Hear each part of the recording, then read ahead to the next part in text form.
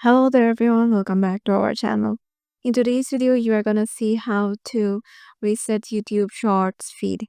So to do that, we are heading over to our YouTube and then head over to your Shorts.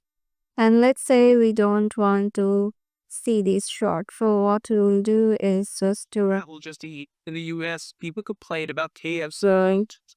Tap movies, the short. on the top right, top three dots on the top right.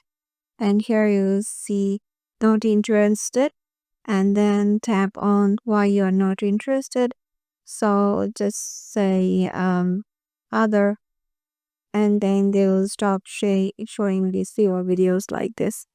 So yeah, you have to do this one by one so you can get your feed as changed. So yeah, this is how you can just do it. Hope this video will help you out, and if you got any questions regarding this, make sure to comment down below and we'll reach you out. Hope to see you in the next video.